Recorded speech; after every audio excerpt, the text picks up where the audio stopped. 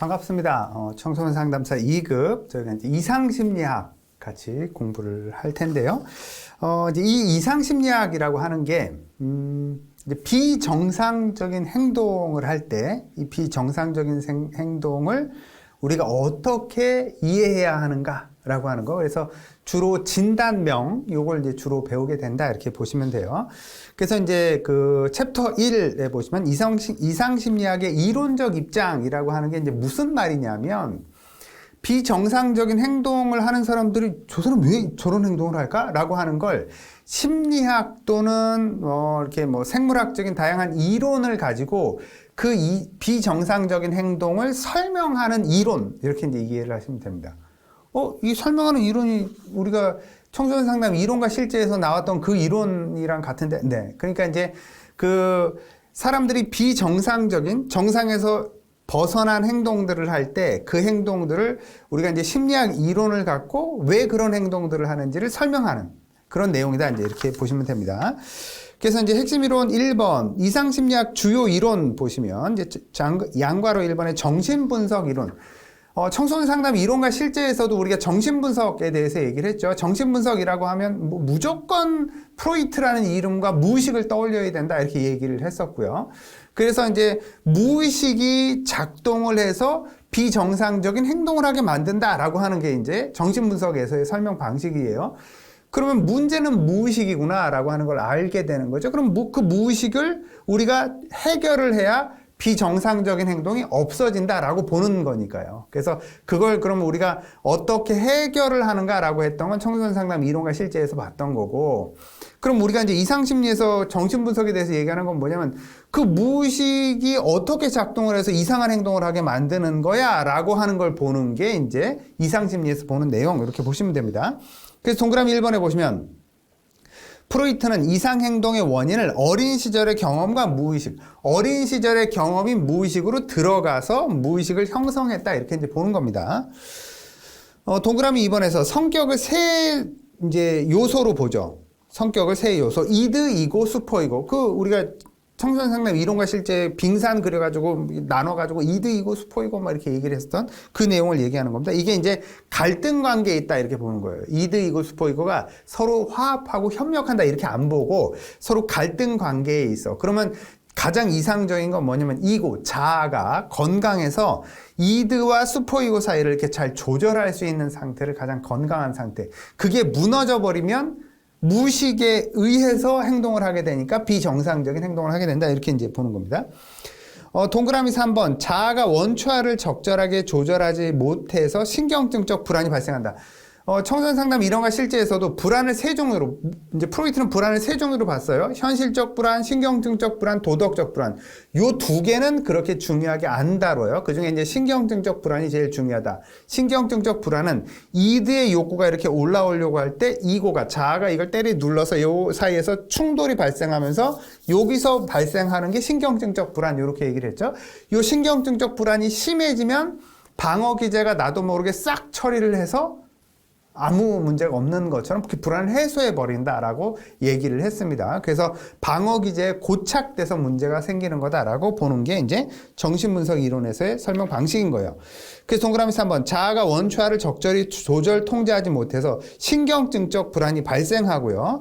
그래서 그걸 해결하기 위해서 방어 기제를 사용을 하는데, 이때 방어 기제의 부적절한 사용, 방어 기제의 부적절한 사용은 대체로 고착 또는 제가 이제 청소년 상담 이론과 실제에서도 말씀드렸던 것처럼 우리가 자아가 비교적 건강한데 과거에 자아가 약했을 때 사용했던 방어 기제, 그래서 이제 4단계의 방어 기제를 얘기했었습니다. 그래서 그 과거에 자아가 약했을 때 사용했던 방어 기제를 지금도 계속 사용해. 그걸 고착이라고 부르는 거예요. 그래서 그 방어 기제에 고착됐을 때 비정상적인 행동을 하게 된다라고 보는 그런 시각이다. 이렇게 얘기했어요. 동그라미 4번. 해결하기 위해서 자유현상, 꿈 분석, 저항 분석, 훈습 이런 기법들을 사용해서 치료를 한다 얘기를 했고요. 동그라미 5번. 발달 단계를 심리 성적 발달이다 이렇게 얘기를 했죠. 프로이트 이론을. 그래서 프로이트는 우리가 심리가 발달해 나가는데 리비도라고 하는 성 에너지가 어디에 붙느냐에 따라서 발달이 일어난다. 그래서 구강기, 항문기, 생식 생식기, 그 다음에 잠복기, 그 다음에 뭐 성기기 이렇게 넘어가는 남근기구나. 죄송해요. 생식기가 아니라 남근기 이렇게 이제 그 성기기를 이제 생식기라고도 부르니까 그래서 그렇게 이제 진행이 된다. 양가로 입원해서 이제 그 다음에 두 번째 인지이론이라고 하는 것은 인지이론은 이제 사고의 문제다. 그래서 어떤 사건이 발생을 하면 거기에 대해서 해석을 하게 되는데 이 해석 자체가 인지적 작업에 의한 해석 이렇게 얘기를 했었죠. 그래서 요 인지가 해석을 잘못해서 생기는 어떤 다양한 문제들 이상하게 해석을 하면 이상한 행동을 하게 되는 거니까. 그래서 이상한 행동을 왜 하냐? 이상하게 생각해서 그래. 이게 인지이론에서 설명하는 방식이었다. 이렇게 얘기를 하죠. 그래서 동그라미 1번, 인지를 인간 정서의 핵심적인 요소로 간주를 하고요. 동그라미 2번, 주관적이고 심리적 현실에 의해서 영향을 받고 능동적으로 의미를 부여하는 인간이라고 이제 인지이론에서는 보는 거고요. 그 다음에 이제 동그라미 3번, 역기능적 사고와 신념 등 부적응적인 인지에 의해서 이상행동을 하게 된다. 그래서 인지가 이렇게 다양한 영향에 의해서 생각이 잘못됐어. 그러면 생각이 잘못됐으면 저게 날 죽이려고 하는구나 라고 해서 내가 먼저 공격을 한다든지 이런 거. 해석이 잘못된 거죠. 그렇게 이제 보는 거죠. 그래서 부적응적 인지 활동에 의해서 이상행동을 하게 된다. 그래서 치료적으로는 동그라미 4번 치료를 위해서는 합리적 정서 치료, 그러니까 뭐 RBT 이론에서 얘기하는 합리적 정서 행동 치료, 그다음에 인지 치료, 자기 교습 훈련이라고 하는 마이켄바움이 이야기한 겁니다. 그래서 자기 교습 훈련 이런 방식으로 치료적 접근을 한다. 이렇게 이야기를 했고요. 양가로 3번 인본주의 이론. 인본주의 이론은 로저스의 인간 중심 상담 또는 인본주의 상담 이걸 얘기를 하는 겁니다. 그래서 동그라미 1번에 보시면 이제 인본주의 이론에서는 인간을 합목적적이다. 목적에 부합하게 행동한다. 이제 이 얘기예요. 합목적적이고 건설적이고 현실적이고 성장지향적이다. 그래서 자아실현 경향성. 인간중심 상담이라는 매슬로우도 중요한 학자라고 얘기했었습니다. 그래서 매슬로우의 욕구 5단계설 맨 위에 자아실현 욕구 요걸 얘기를 했죠. 그래서 자아실현 경향성을 갖고 있다. 이렇게 얘기를 했습니다. 나머지는 쭉 보시고 동그라미 3번. 그럼 문제가 왜 발생하냐? 우리가 이제 이제 1교시 때, 1교시 과목으로 설명했을 때, 이제 부모의 조건적인 양육이 조건화된 양육, 이게 이제 아이의 병리성을 발달시킨다. 이 유기체가 갖고 있는 자기 고유의 자기 실현 경향성을 없애버리고 부모가 기대하는 걸 심어서 조건화돼서 그걸 키우도록 만들어놓은 거. 이게 바로 병리성을 야기하게 되는 거다. 이렇게 얘기를 했습니다. 그래서 동그라미 3번에서 보시면 어린 시절 자기 욕구를 부모의 기대 가치에 부합하도록 하는 조건적 수용, 가치 조건화 이렇게 부르기도 하죠. 조건적 수용이 이루어지면서 부적응 상태가 초래돼서 이상행동을 하게 된다라고 보는 게 이제 인본주의 이론에서의 설명 방식이었죠. 그래서 치료는 인본주의 그 상담에서의 치료는 상담자가 무조건적 긍정적 존중, 공감적 이해, 진실성 또는 일치성을 갖고 내담자를 대하면 치료가 일어난다. 이렇게 얘기를 했었어요. 양가로 4번 행동주의 이론입니다. 행동주의 이론은 그 고전적 조건 형성, 조작적 조건 형성, 관찰학습 이론 이 세 가지 이론으로 되게 이제 중요한 개념이 형성이 됐다라고 얘기를 했고요. 행동주의에서는 반복된 행동은 무조건 학습에 의해서 그러니까 이렇게 좋은 행동, 나쁜 행동 이런 건 없다라고 얘기를 했죠. 왜 그러냐면 그 행동은 좋냐 나쁘냐 나쁘다가 아니라 학습돼서 그런 행동을 하는 거니까. 그러면 그 행동이 마음에 안 들면 다른 학습을 시키면 다른 행동을 한다. 이렇게 얘기를 했습니다. 그래서 우리가 이제 가치를 부여해서 좋은 행동, 뭐 선한 행동 이렇게 얘기할 것도 없고 그냥 학습을 다시 시키면 된다. 그것에 대해서 내가 그러니까 화를 낼 필요도 없는 거예요. 화를 낼 필요도 없고 뭐 그 학습이 잘못된 학습이니까 다른 학습을 시켜서 바람직한 행동을 하게 만들면 된다. 이렇게 보는 거죠. 그래서 이제 행동주의 이론 동그라미 1번에 보시면 쭉 내려서 직접적으로 관찰 가능한 인간의 행동을 연구의 초점으로 삼고요. 동그라미 2번. 모든 행동은 학습에 의해서 형성된 거다라고 보고요. 그래서 이상행동 또는 이상행동 뭐 이런 것들은 잘못된 학습 때문에 그런 이상행동을 하게 된다라고 본 거죠. 동그라미 3번. 고전적 조건 형성, 조작적 조건 형성, 모방학습, 관찰학습, 뭐 모델링, 뭐라고 얘기해도 다 같은 개념이다. 동그라미 4번. 그럼 치료를 어떻게 하냐? 소거나 강화, 처벌, 체계적 둔감법, 모방학습 이런 방법들을 사용해서 치료적 접근을 한다. 이렇게 얘기를 했어요.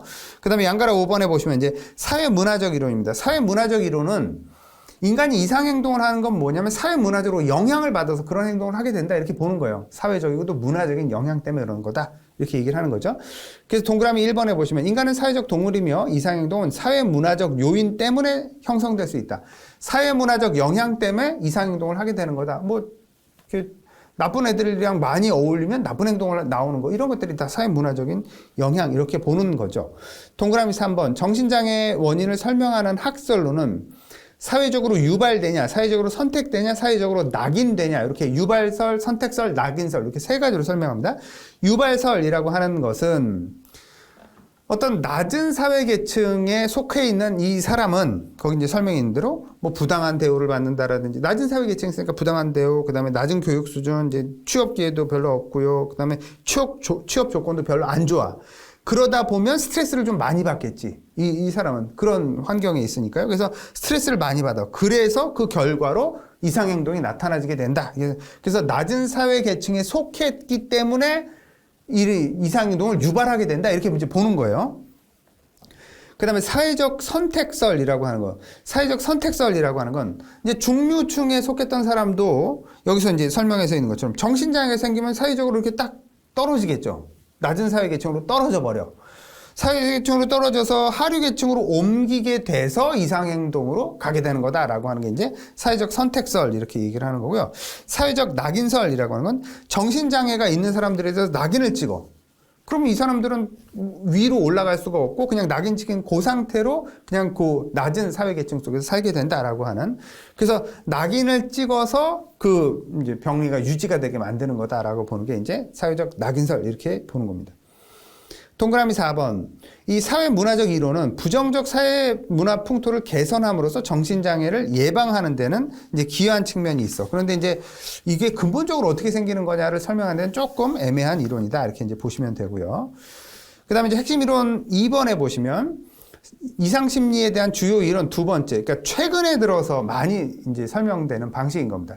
지금 우리가 앞에서 설명했던 이론들은 좀 전통적인 이론이에요. 전통적인 이론에서, 심리학 전통적인 이론에서, 그래서 사람이 이상행동을 하는 원인은 이런 거다라고 설명했던 방식이라고 한다면, 여기서 얘기하는 건 좀 최신 이론들, 이렇게 보시면 돼요. 양가로 1번에 보시면 생물학적 이론입니다. 생물학적 이론들은 이제 우리가 인간이 뇌를 직접 연구하는 게 가능해졌죠. 과거에는 이제 인간의 뇌를 연구하기 참 어려웠어요. 인간의 뇌를 열어서 관찰을 한다 한들 이렇게 뇌의 기능을 우리가 알 수 있는 건 아니잖아요.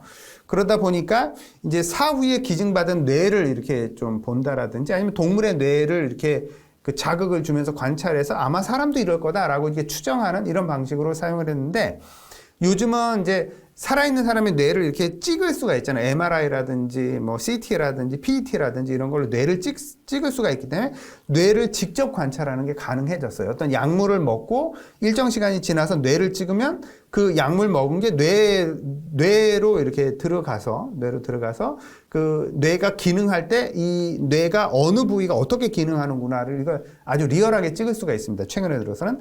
그래서 생물학적 이론이 더 발달했다, 이렇게 이제 볼 수 있는 거예요. 그래서 동그라미 1번에서 보시면 생물학적 이론들은 사람들이 이상 행동을 하는 이유가 뭐냐면 이제 어떤 신체적 원인, 우리가 그 몸에 그 문제가 생겨도, 예를 들어서 제가 만약에 다리에 문제가 생기면 걸음걸이가 이상해질 거 아니에요. 정상적인 걸음걸이가 안 될 거 아니에요. 그러니까 이상하게 걸어. 그럼 다리에 문제가 생겨서 이상하게 걷는구나, 이렇게 우리가 알 수 있어요. 마치 그것처럼 사람이 뇌에 이상이 발생을 하면, 신체가 이상이 생기면 이상행동을 하는 것처럼 뇌가 이상해지면 이상행동을 하게 된다라고 보는 그런 시각이다, 이렇게 보시면 됩니다. 그래서 동그라미 2번에서는 그럼 뇌가 왜 이상해져? 유전적으로 이상해질 수 있다는 거고요. 그 다음에 뇌에 구조적인 문제가 생겼어. 그러니까 뭐 어디 이렇게 예를 들어 교통사고가 난다든지 그러면 뇌가 손상될 수 있잖아요. 그럼 구조적인 문제가 생길 수 있죠. 또는 이렇게 이제 어떤 그 물리적인 손상 때문에 구조적인 문제가 생기는 것 이외에도 약물이라든지 이런 것 때문에 구조적인 문제가 생기기도 해요. 뇌가 이렇게 뇌세포가 죽거나 뭐 이런 문제들이 생기니까요. 그 다음에 더 큰 이제 그 최근의 연구들은 뭐냐면 신경생화학적 이상을 이제 보는 겁니다. 신경생화학적 이상은 우리가 이제 그 보통 많이 사용하는 용어로 하면 신경전달 물질. 그러니까 우리 몸에서 이게 화학 물질이에요, 실제로. 근데 우리 몸에서 만들어낸 화학 물질인데, 그 우리 몸에서 만들어낸 화학 물질이 이제 호르몬이라고 부르는데, 이 호르몬이 우리 몸 안에서 움직이면 호르몬이 돼요. 근데 피는 몸에만 있는 게 아니라 뇌에도 올라가잖아요. 그래서 이 몸에서 움직일 때는 호르몬이라고 부르다가 그 호르몬이 뇌로 딱 들어가면 그 명칭을 신경 전달 물질이라고 불러요. 그래서 이 신경 전달 물질에 의해서 사람들의 어떤 행동이 영향을 받게 되는 걸 이제 많이 밝혀낸 거죠. 뇌를 찍는 기술이 발달하면서. 그래서 신경 전달 물질이 이상 행동에 아주 직접적인 영향을 주는구나라고 하는 연구가 많이 이제 생겨났습니다. 그 결과가 뭐냐면 약이 많이 개발이 됐어요. 그래서 신경 전달 물질을 이렇게 좀 이렇게 향상시킨다라든지 아니면 좀 저하시킨다라든지 이런 약물들 또는 주사제 이런 것들이 많이 개발이 돼서 그래서 왜 우리가 이제 그 정신건강의학과에 가서 약 처방을 받아서 약을 먹고 뭐 이런 경우들을 많이 가끔 보시잖아요. 주변에서 보면 뭐 ADHD 이런 거 그 정신건강의학과에 가서 소아정신과에 가서 약 먹어요. 그러면 왜 그 약 먹으면 효과가 나타나요? 신경 전달 물질을 몸 안에 주입해서 어떤 특정한 문제 행동들을 확 줄이는 이런 것들이 이제 연구를 통해서 많이 밝혀내게 된 거다 이렇게 보시면 돼요. 그래서 최근에 이제 생물학적 이론들이 이제 이상 행동을 설명하는 이론으로 많이 대두되고 있다 이렇게 보시면 됩니다. 그래서 동그라미 3번에서 보시면 뇌의 주요 신경 전달 물질인 도파민 같은 거. 도파민은 아주 이제 뭐 선생님들 매스컴이나 이런 데서 많이 들어보셨을 거 아니에요. 이렇게 우리가 중독의 영향을 가장 많이 받는 게 이 도파민이라고 하는 겁니다. 중독이면 도파민이 확 분비가 돼요. 그래서 이게 또 순식간에 확 없어지거든요. 그럼 아주 공허한 상태가 돼서 도파민을 자꾸 추구하는 이런 행동 패턴. 그러니까 중독되는 거죠. 약물 중독이라든지 이런 중독적 행동을 하게 된다라고 하는 거고요. 우리도 다 도파민이 이제 어느 정도 수치만큼 있어요. 일정하게. 근데 이제 이게 떨어지면 파킨슨 병처럼 운동 기능에 문제가 생깁니다. 그래서 이제 도파민이 매우 중요하구나라는 걸 알 수 있었고요. 그 다음에 세로토닌이라고 하는 거, 세로토닌은 마음을 안정시키는 그런 물질이다. 이렇게 이제 얘기할 수 있고요. 그 다음에 노르에피네프린 같은 경우에는 이게 교감신경계를 활성화시키는 그런 이제 신경전달 물질입니다. 교감신경계는 우리가 흥분하고 뭐 이제 그 아드레날린이 분비되는 상태 이런 것들이 다 교감신경이거든요. 그래서 이런 게 이제 그 신경 전달 물질이 아주 중요한 물질이다 이렇게 보시면 돼요.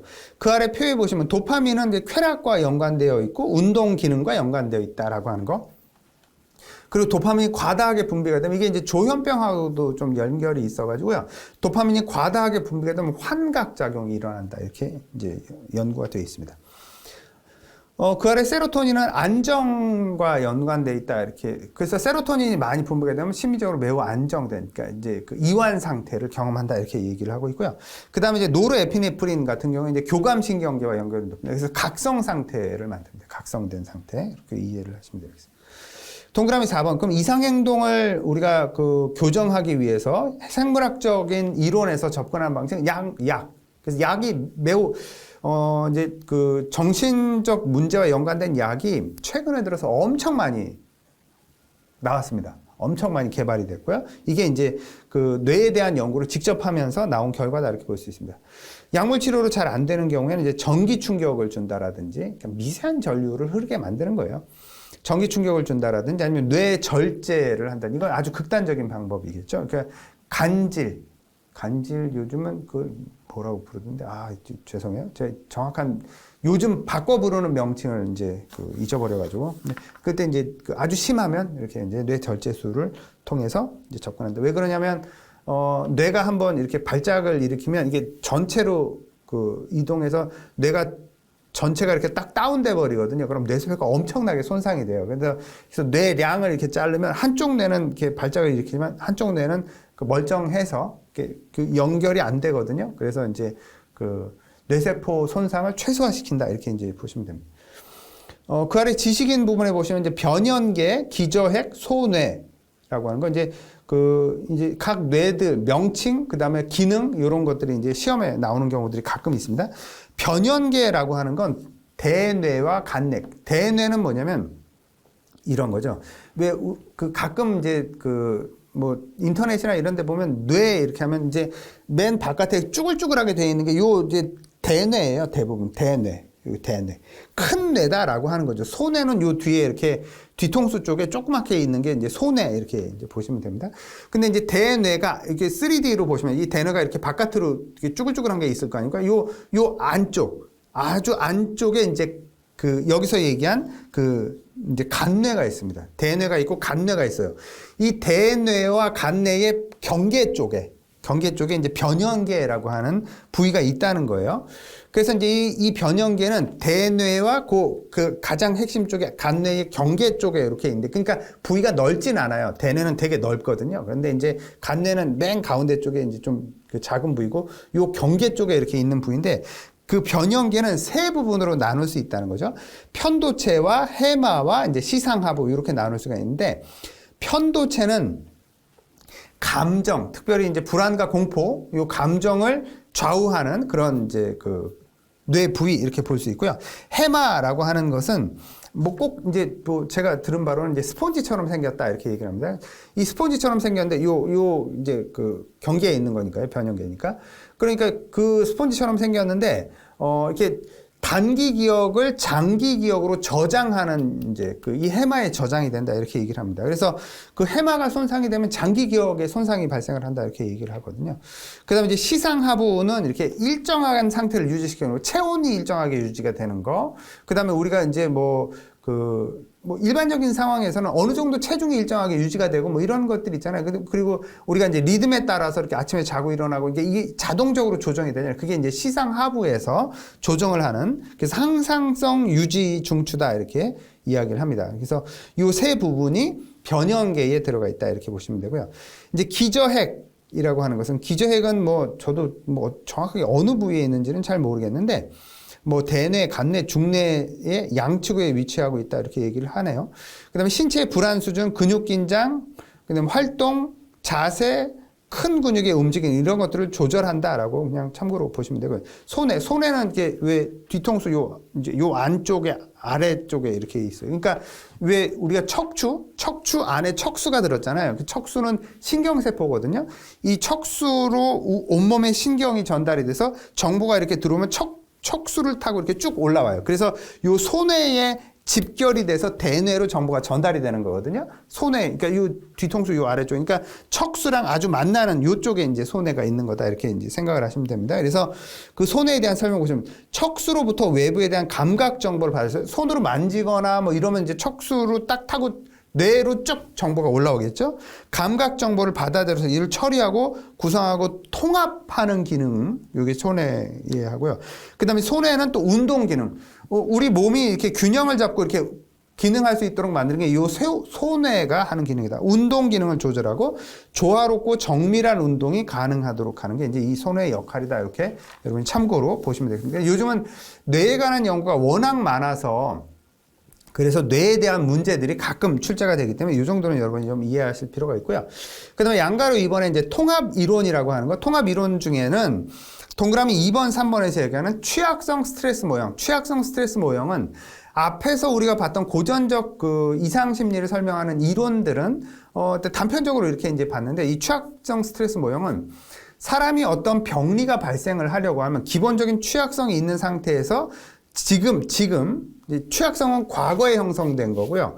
기본적인 토대가 있는 상태에서 스트레스가 땅 하고 터져야 이 두 개가 이제 시너지를 일으켜서 병리로 발전한다 이렇게 이제 설명하고 있는 이론입니다.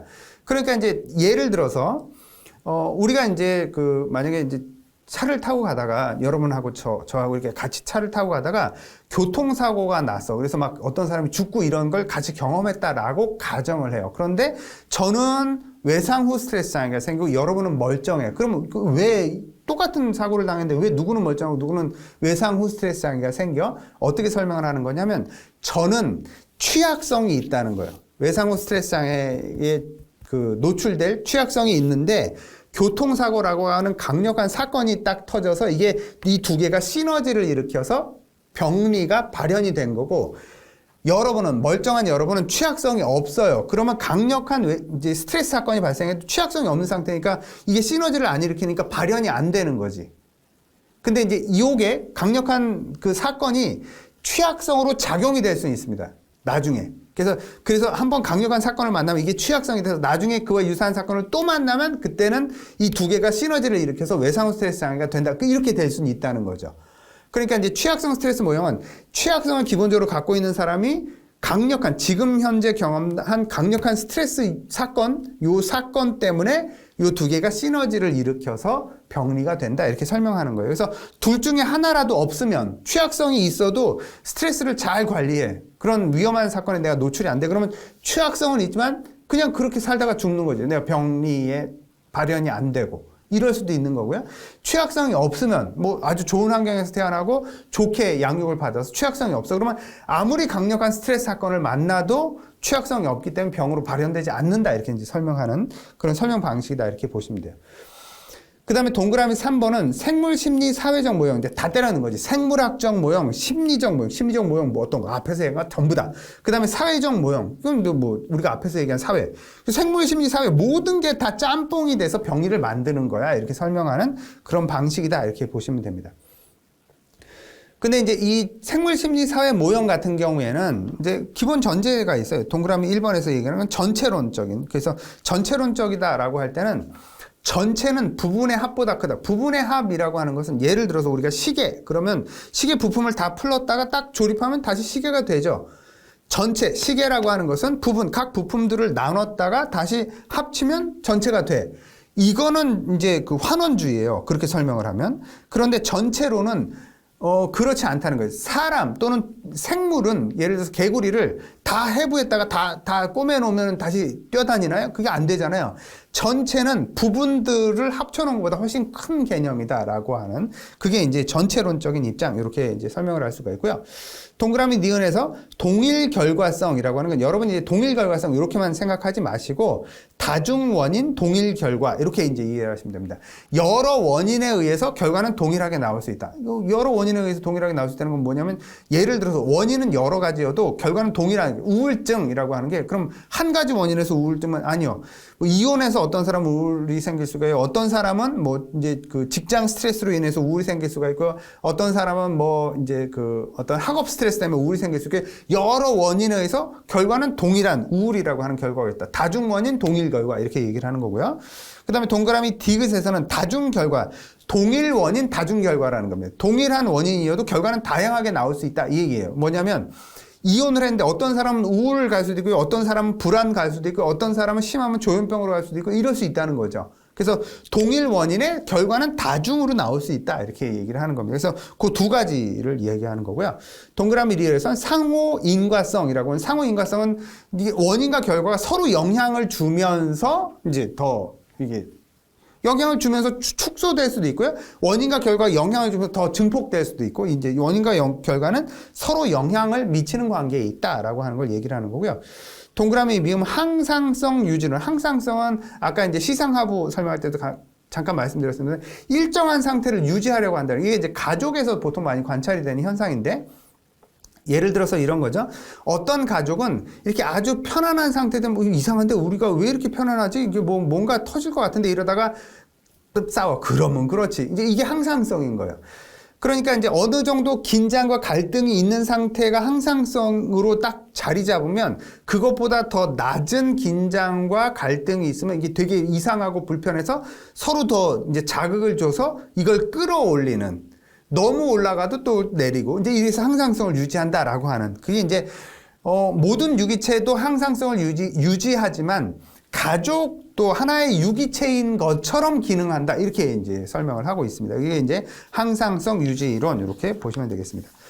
그 다음에 이제 챕터 2에 보시면 이상심리 분류 및 평가. 이상심리를 분류하는 건, 그러니까 사람이 어떤 증상을 보여, 그 증상을 보이는 걸 무슨 장애라고 부르면 이게 분류를 하는 거죠.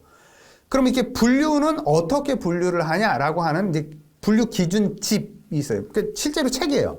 분류 기준집이 있는데, 이제 정신의학, 정신건강 쪽에서 사용하는 분류는 두 가지 분류가 있습니다. ICD라고 하는 분류 체계가 있고요. DSM이라고 하는 분류 체계가 있어요.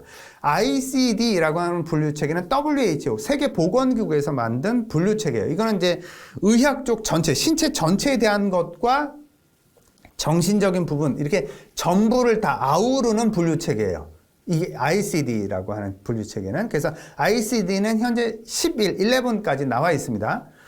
DSM이라고 하는 건 정신 분야만 이제 분류 체계를 만든 거예요. 이거는 이제 APA라고 미국 정신의학회에서 만든 거예요. 그러면 우리는 뭘 배우냐? ICD를 배우냐? DSM을 배우냐? DSM을 배워요. DSM은 미국에서 주로 사용하는 건데 ICD는 이제 주로 유럽 쪽에서 많이 사용하고 의사들이 ICD 체계를 많이 사용합니다. 근데 이제 이 DSM이라고 하는 것은 이제 상담 계열 쪽에서 많이 사용하는 그런 정신 분류 체계고요. 그래서 우리가 이제 이 이상 심리를 배울 때도 DSM 분류 체계에 준해서 내용을 배운다. 이제 이렇게 보시면 돼요. 그래서 내용이 다 DSM이 나와요. 그래서 이제 그 큰 1번 DSM-5 지금은 현재 5판까지 나와 있고요. 양가로 1번에 보시면 DSM 정신 진단 및 통계 편람. DSM이 약자가 정신 진단 및 통계 편람을 약자로 쓴 게 DSM이란 거예요. 미국 정신의학회 동그라미 1번에 쭉 내려가서 미국 정신의학회 APA라고 보통 약자로 부르는데 이 APA에서 만들었고요. 그 다음에 쭉 내려가서 동그라미 4번에서 보시면 현재 DSM-5판을 씁니다. DSM-5인데 DSM-5는 범주 카테고리를 20개의 카테고리로 나눴어요. 그래서 그 아래에 이제 표가 20개의 카테고리를 쭉 얘기하고 있는 거다. 그래서 그 이제 카테고리, 예를 들어서 첫 번째 범주, 그러니까 신경 발달 장애라고 하는 범주 카테고리가 있고요. 그 카테고리 안에 세부 하위 장애들이 있죠. 이걸 이제 지적 장애, 의사소통 장애, 자폐 스펙트럼 장애, 주의력 결핍 과잉 행동 장애, ADHD 얘기하는 거고요. 특정 학습 장애, 이제 운동 장애, 이걸 하위 장애로 부릅니다. 어떤 때는 하위 장애 또 하위 장애가 있는 경우도 있어요. 그래서 그렇게 이제 분류가 되는구나. 그래서 요 범주는 20개 범주로 되어 있다라고 보시면 돼요. 그러니까 뭐 이걸 우리가 다 배울 건 아니지만 전체를 다 다루진 않거든요. 그런데 이제 요런 범주로 이렇게 쭉 그리고 요 하위 장애로 구성되어 있구나. 근데 그 여러분 쭉 가다 보시면 이제 성 관련 장애가 하나의 범주냐? 아니요. 요건 범주가 성 관련 장애가 범주가 아니고요. 그 안에 성기능 부전이 하나의 범주, 그 다음에 변태 성욕 장애 하나의 범주, 그 다음에 성별 불쾌감이 하나의 범주 이렇게 되어 있습니다. 그래서 쭉 카운트를 해보시면 20개로 되어 있어요. 성격 장애는 하나의 범주예요. 성격 장애 하나의 범주 안에 A군, B군, C군이 이렇게 하위 장애로 이렇게 구성되어 있다 이렇게 보시면 되겠습니다. 그래서 요 범주들은 총 20개의 범주로 나눠 있구나라고 하는 거 여러분 생각을 하시면서 DSM 진단 체계에 대한 이해를 하시면 좋을 것 같습니다. 여기까지 수고하셨습니다.